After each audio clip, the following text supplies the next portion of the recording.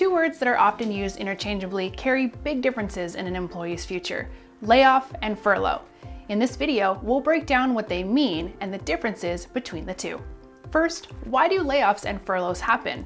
When businesses are faced with significant profit losses from conditions like government shutdowns, economic collapses, and other unique instances like the one we're in right now, an enormous pandemic, there is not enough work to go around, and the employer's payroll disbursement starts to create an imbalance in profitability, putting them in the red.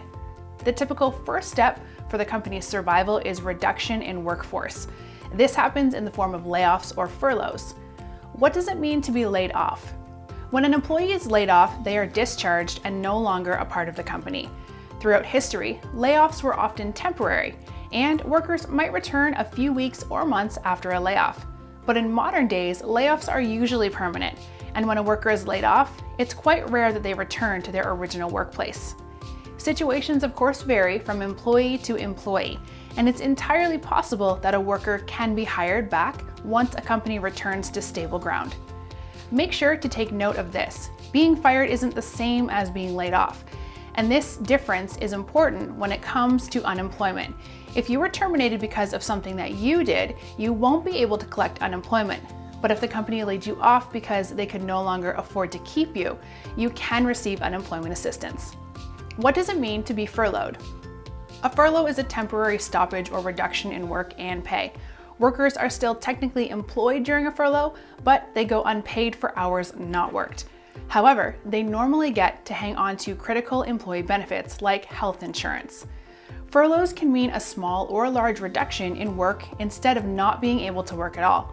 For example, a group of full-time workers may be asked to work 24 hours per week instead of their standard 40 for 1 month. Furloughs should be short-lived.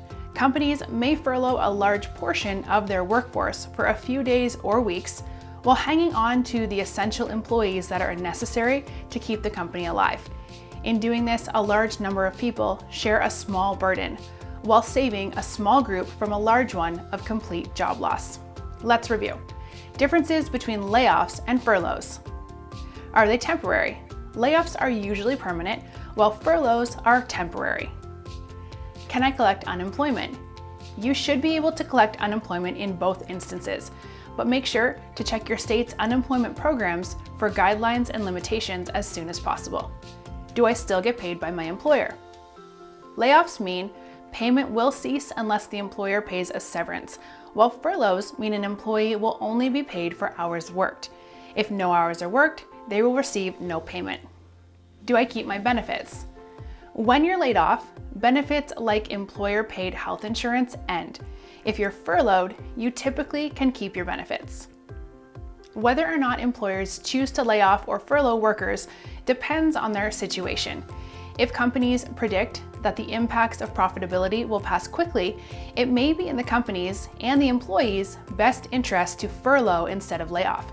However, layoffs may be necessary if the company foresees lasting profit losses. But in the case of either a furlough or a layoff, the employee should be able to collect unemployment for hours not worked. We're eForms, the largest database of legal documents in the world. For more information on layoffs and furloughs and other resources, access our article at the link below.